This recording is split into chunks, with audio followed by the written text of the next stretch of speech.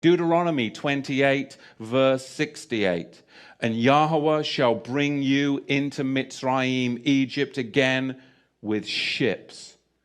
And the way of which I said to you, you shall see it no more again. And there you shall be sold to your enemies for slaves and female slaves, and no man shall buy you. And that is what happened to the regal class of the house of Judah. And I want to give you a brief history. I won't go into it too much, but I can't just make that statement because there'll be people that will push back. But I want to give you a brief history on slavery. I was just amazed, I got to tell you. I mean, when you come to America and you talk to people about slavery, you can talk to black people about slavery, white people about slavery, and they'll give you all this history on slavery, and it only goes back to the 16th and the 17th century. And you're like, don't they teach you the history of slavery? Why? Ask the bloody question. Why are they only teaching you the history of slavery as far back as the 16th and the 17th century? Why are they only going that far back? Because they don't want you to go farther back than that, because then you'll actually find out the truth. But from the 16th and 17th century, we'll teach you about slavery. You've got to go further back, and you've got to understand and question, why do they do this throughout the whole of America, in all the public schools? Why do they only go back as far as the 16th and the 17th century to talk about slavery? We've got to go further back than that.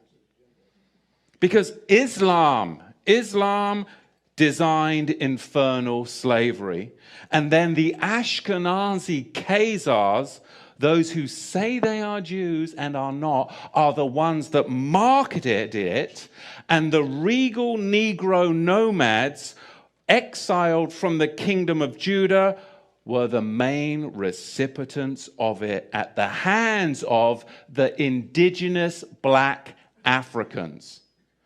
Because you've got to understand, the regal class of the house of Judah came down from Israel, and they came into the land of the black Africans.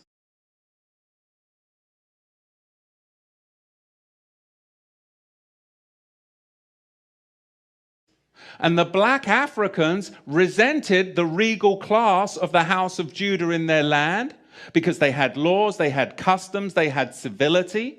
And they were a regal class of Negro that came down into Africa. And later on, it was the Ashkenazi, the Islamic slave traders as well, that then worked together with the indigenous black Africans to enslave the regal house of Judah.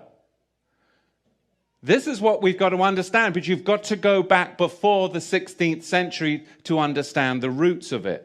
So we're going to see, as we dig into this, where this slavery came from, because it was really a system that was very, very well crafted. There was Islamic masters, and there were white Ashkenazi KHAZAR ship owners. There were the buyers and the sellers. And they're not going to fill you in on all of this, but really you've got a four-tier system. Number one, you have the Negro nomads that were exiled from the kingdom of Judah. Number two, you had indigenous black African hunters that resented the regal Negro nomads that had come into their territory with their own customs, with their own laws that were different and would not assimilate into their tribal culture. They were their own tribe. They were the regal house of Judah. And number three, you had Islamic trappers that worked with the indigenous black Africans to trap the regal Negro house of Judah. And then you had them sell them to the Ashkenazi ship merchants, along with many Portuguese and British Ashkenazi.